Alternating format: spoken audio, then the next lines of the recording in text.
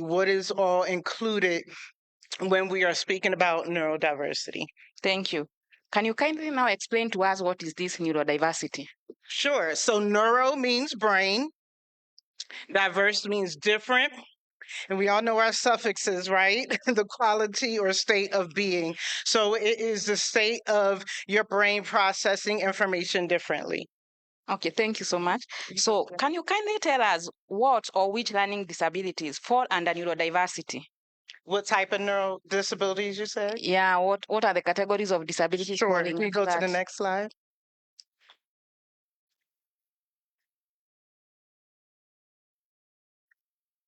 You can actually go to the next slide. Hold on. Sorry. Yes.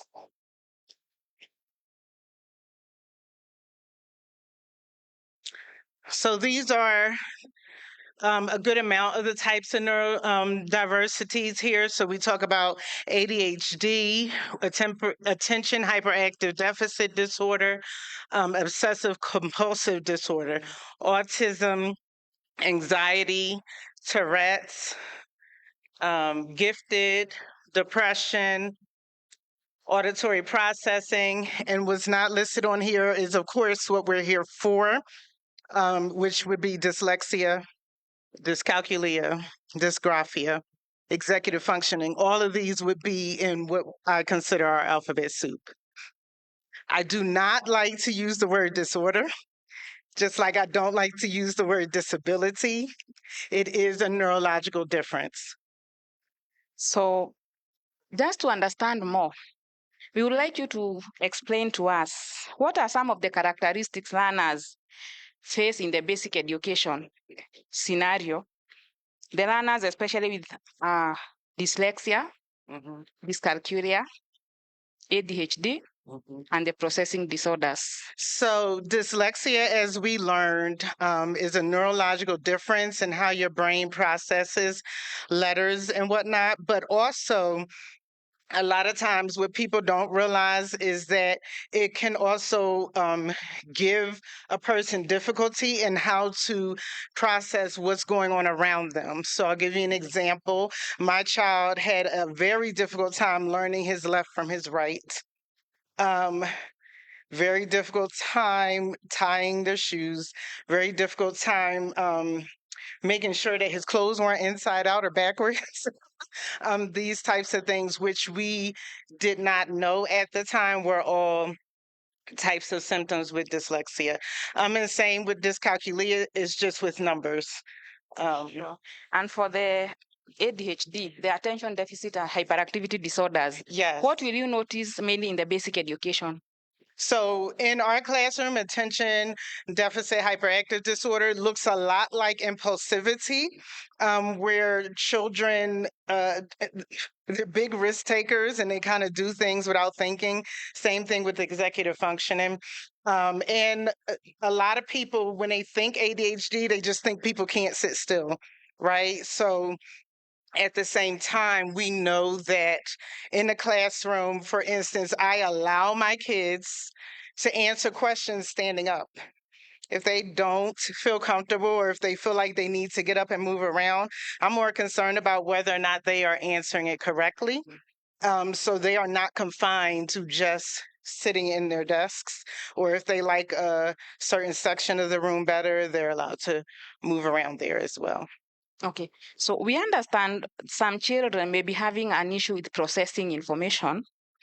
They do not have a hearing impairment nor a visual impairment, but more often than not, they are not able to process the information they get via the audio and the visual. Right. Can you kindly expound on that? So that's kind of where we come in with a multisensory approach to learning and how we teach different ways. So I'll give you an example. We just talked about suffixes, right? When we talked about what neurodiversity is. So I have a game that I play with my students where we cut out puzzle pieces and we use the stoplight, red, yellow, green. when it comes to prefixes, root words, and suffixes. Of course, as we're cutting things out, you're working on their fine motor skills. Yes. And again, you'll find out where your learners' weaknesses are. Kids either love cutting out puzzle pieces or they absolutely hate cutting out puzzle pieces, right? And so you'll kind of learn where that is. But what they do love is the end result. So they love being able to put the pieces of the puzzle together to come up with a meaningful word. And so again, all those use all the senses of our bodies, and it allows them to have a meaningful way and something to remember of how to put together a word. Thank you so much. Mhm. Yeah, that's exactly what should happen. Some learners will not be able to process whatever they hear. So you need to have a multisensory approach. Others will not be able to process what they see. So thank you so much for making that clarification. Mhm. So I would like also you to tell us, in the world of inclusive education, where do we place these learners with dyslexia? What are we supposed to do for them to ensure they too are included in the Mhm. mainstream education? Yes. So I believe that's slide 9, right? Are we going Yeah, to it must be slide. Yeah. Asking. Yes. So can you go Slide to 16. yeah. You can go keep going. Keep going. Go to the next one. Next. You can go to the next one. Let me see.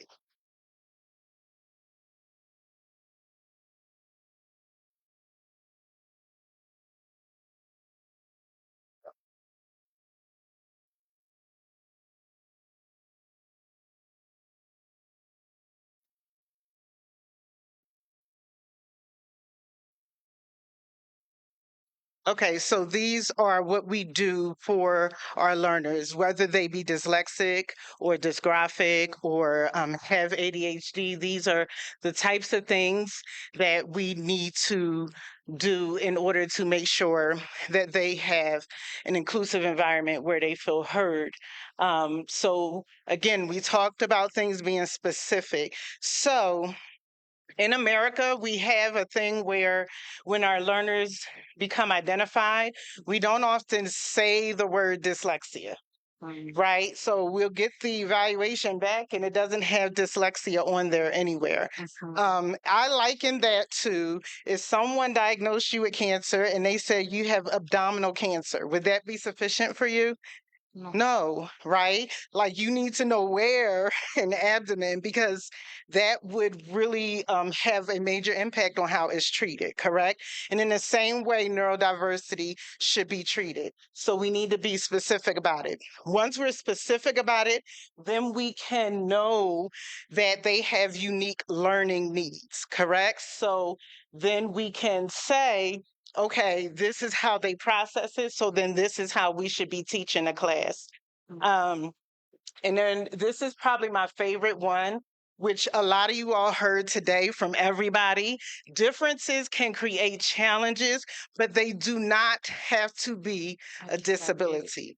One of the things that we really have to latch on as a society is that we have disabled the kids with our policies, with our lack of implementation, with our lack of education. We heard from so many of the young people that once they were able to get the services, the interventions that they needed, they thrived. And so it's a matter of doing that a lot earlier so that these young people don't have to go through the trauma that you've seen up here. Yeah, thank you so much. As we can see, you have really looked at it. You have to be specific and focus on the needs. So you have to do the assessment, understand the student and what they need to be able to thrive. Again, as a teacher, you have to check on your learning styles, how you do it, how you deliver your content. And I equally believe how you also examine and assess. Yes. Yeah, so finally, we believe that is a very good approach to the inclusive education. So apart from inclusive education, what do you think we should say? Where does inclusion begin? Policy, paper, where? Inclusion begins right here. Inclusion begins in your heart. Inclusion begins by seeing everybody for who they are. You go to a zoo Do you expect just to see tigers? No, No. right? You don't expect to just see elephants, right? If you get a piece of art, we saw a lot of art this week in Ghana. But when you go and you see art, do you expect to see just one color? No, right? So again, we are okay with what diversity looks like when biases are not attached to them. Biases start where? In your heart, right? So that's where inclusion is. That's how we start. Once we start that way, and just like we see a piece of art and we see the beauty of it with all the differentiations in it, then we can then look at people the same way. Thank you so much. So we believe inclusion starts from the heart and the mind. So if you change it from your mind and your heart, it becomes very easy. But if you have to wait and see the difference from other people, it becomes very difficult. And finally, just in the interest of time, what is your parting short word? What does, say that one more time. What would you tell the audience as we continue to wind up? So today we've done basic education. Tomorrow we'll do TVET institutions. Yes. So I would say, as a teacher, one of the biggest things is to learn your learners, right? Like, you walk in, and I count it an honor to have other people in my care. And once I look at it that way, and I look at them as humans who are like my own child, then I can look at it a little differently. I walk into a classroom excited about what I'm going to learn from them just as much as them learning from me. And so I think, to what you said before about mindset and mentality, it's all about how we as educators walk into the classroom. And then what happens is, some of my neurodivergence child's best teachers knew nothing about dyslexia. What they had was relationships. What they had was a willingness to learn. What they had was a willingness to collaborate, not looking at parents as less than, less educated, but all looking at us as the village we are, as the collaborators we are, so that we can help understand each other with this child that we have been tasked to help grow. So I think that is the very first place to start as an educator. And then the last thing I would say is never stop learning.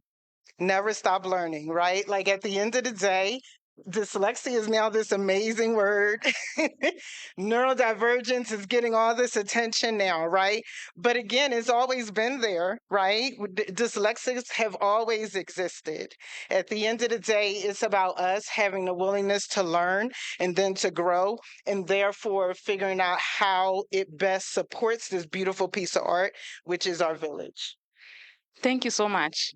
You have confirmed to us the most important thing is we have to learn. We have to be taking new information every day for us to accommodate them. So finally, So this is the quote that you all heard earlier, and it's really one of my favorite quotes, right? Everybody is a genius, but if you judge a fish by its ability to climb a tree, it will live its whole life believing that it's stupid. And what I did with my learners one day was, I walked in and I asked them, as we were talking about intellect, I said, was Albert Einstein a genius? Everybody says yes, right?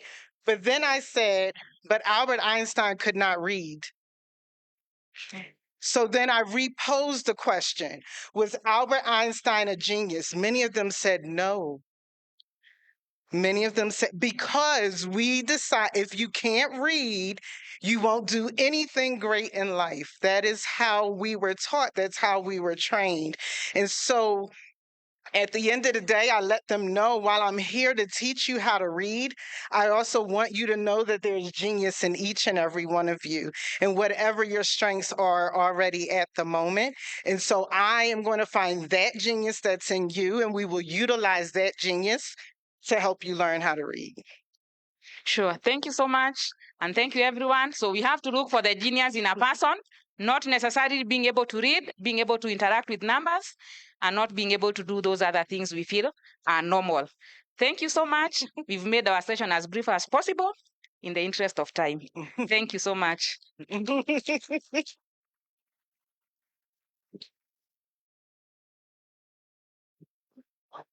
Do you guys have any questions?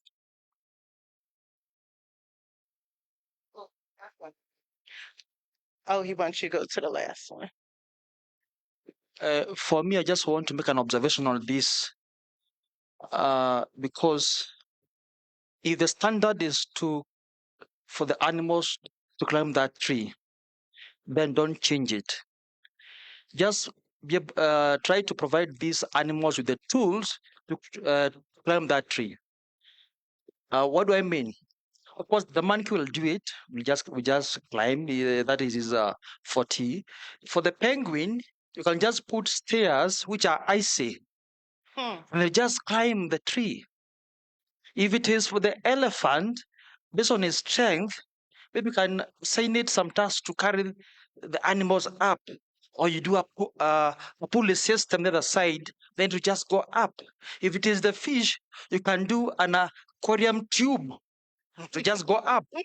You know, Right? if it is the dog or whatever, you just harness. So the idea is about accommodation. Yes. Be able to empower these animals so that you don't compromise the standard. That's correct. Let animals climb the tree, but in their strength, using their strengths, Yes. So that is my observation. Thank you. So what I love about what he did, which is why we're here, we are encouraging more educators and more administrators to think outside the box when it comes to this, right? We already know what the standard is. At the same time, we have to figure out the best way for each of our youth to get there. Sure. Yeah. That is it. And thank you so much for bringing it like that. We are always saying we need to do accommodations and adaptations to ensure those learners with challenges are able to learn in the same environment like the others. Thank you so much for bringing it out That was wonderful. so clearly. I think it was a question back there, right? Yes, you can do.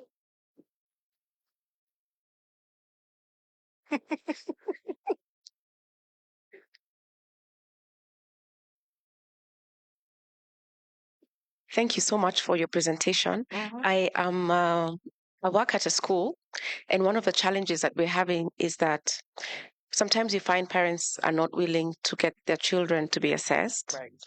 So my question is this: must assessment be done for you to be able to help a child? Because there's that picture you put up there, and there are so many options in terms of there's so many ways that the brain can be different. Right. Is it very important that you get the exact nature of the brain so that you can be able to help the child? Or can you just, as a school, just work with what you can to try and make it easier to accommodate the child? That is a great question. So I will tell you what I do at my school is called MTSS. I'm an academic interventionist, and MTSS stands for Multi-Tiered System of Supports. So basically, I do pullouts. However, none of my kids, unless it's on my dyslexic caseload, that is the only IEP caseload I have, none of my kids have been identified. Okay. So to your point, I give them the services. However, they have not necessarily been identified as special education. Here's my caveat. My caveat is, and this is not to put myself on a pedestal or my school on a pedestal or anything like that. Every teacher is not going to be you. Every teacher is not going to be me. Right? So while you and I will look at that child and see what the struggle is and do everything that's necessary and even grow that child, I firmly believe every child needs something to follow them. So when they go to that next teacher knows right up front. That next teacher may not even know what to look for. You and I have the benefit of being educated about what to look for. What if that next teacher doesn't know what dyslexia is, never heard of dyslexia, doesn't know how to adjust their lesson plans in order to help that child, right? And then I also think it's beneficial for the child. The child should know their identity. They should know who they are, because here's the thing: a child that has dyslexia or dysgraphia or any of what we mentioned up here, that's not just affecting their academics. that's affecting how they do life. And so, for instance, if a child doesn't know they have ADHD or executive functioning and they're just impulsive, what kind of decisions do you think they're going to make? Not the best ones all the time, right? And so, again, if we let them know who they are, and then we can give them the tools um, in order to help them with any pitfalls that might come along with it. But then lastly, I want to address what you said, because I want to tell you, this happens all over in America too. It is very hard to have this conversation with parents. It is especially hard to have this conversation with minority parents. I was talking to somebody during lunch, and she said, here in Kenya, I guess at one time y'all thought it was just a white thing, correct? Like dyslexia only affected white people.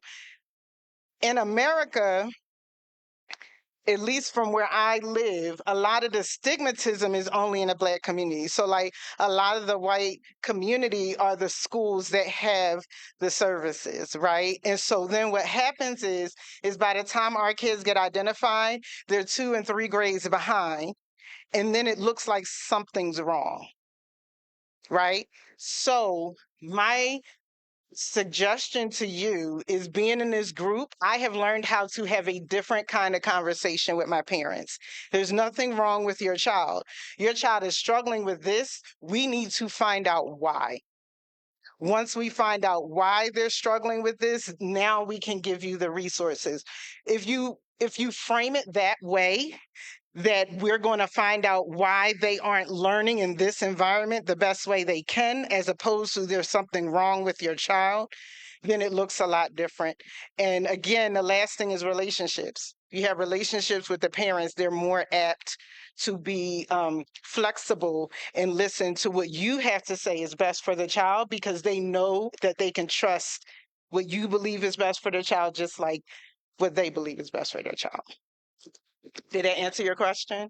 Okay. Yeah, maybe to add on that, especially in the Kenyan scenario, sometimes as a teacher, when you identify a child has a challenge, the language you use, the attitude you use, the approach is what matters most. Absolutely. Because sometimes you find teachers who will even expel children out of class. Tell your mother, no, you are not fit for this school. Can you tell your mother to take you where the children of your kind are taken? Yeah. But again, if you are a very good teacher, one, you already identify there is a problem. You call the parents on a very good rapport. The attitude you have is that I want to help your child. Yes, absolutely. Not that you want to do away with your child. Again, when you are sending them for the assessment, show them the importance of that assessment. For instance, in our scenario, it is very necessary for those children to be identified early through the formal assessment by the EAC team, so that when it comes to assessment and examinations, you have something to show. Yeah. When it comes to the normal instructions, if anybody came to your class and found you have an IEP, the Individualized Education Program, somebody will understand.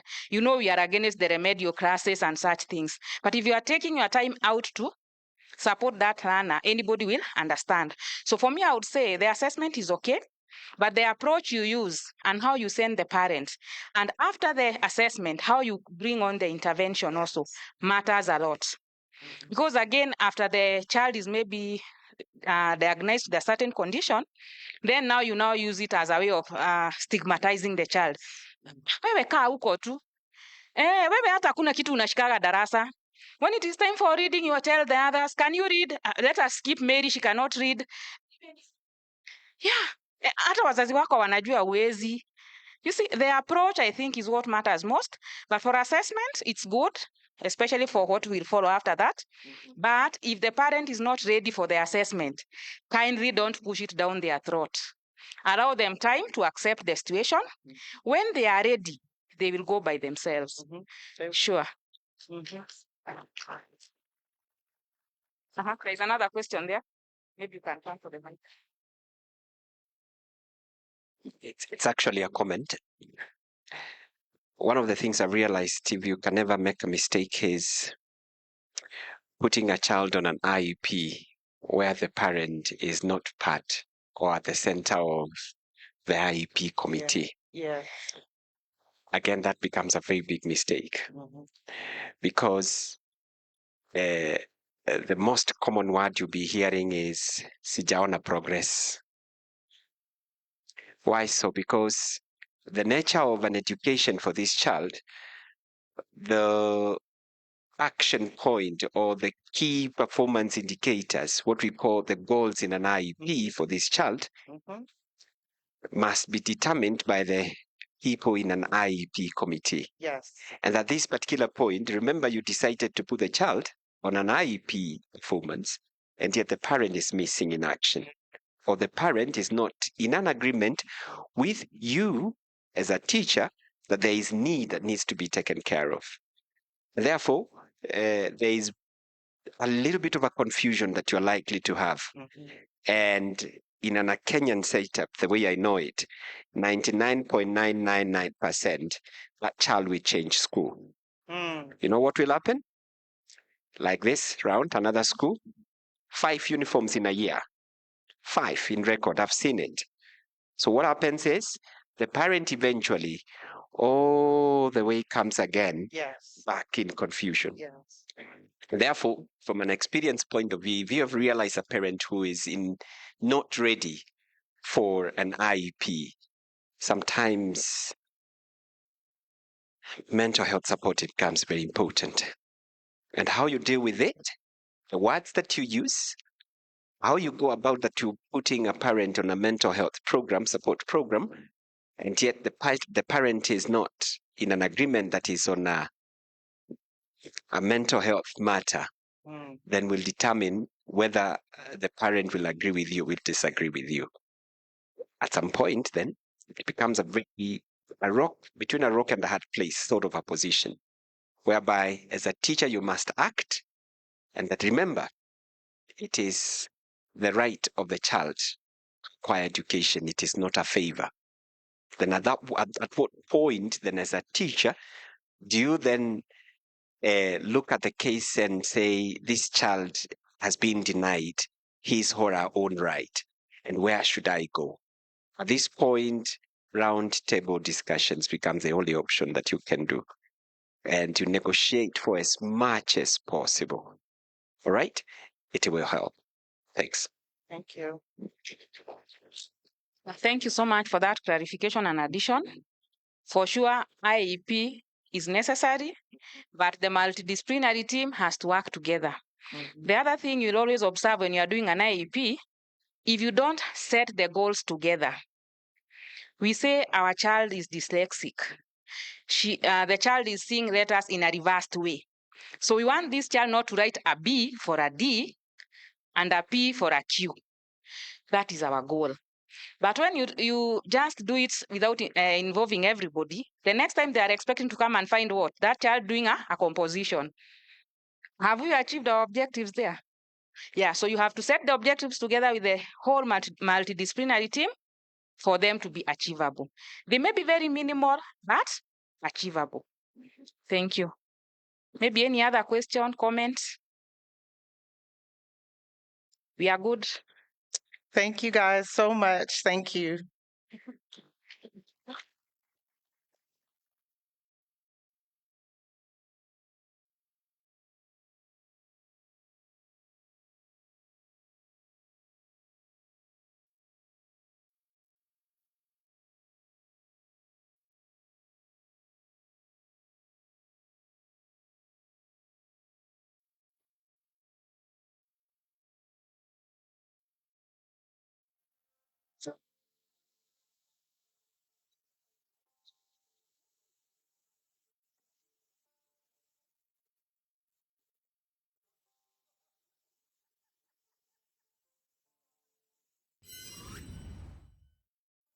Okay, I'm informed now that we had closed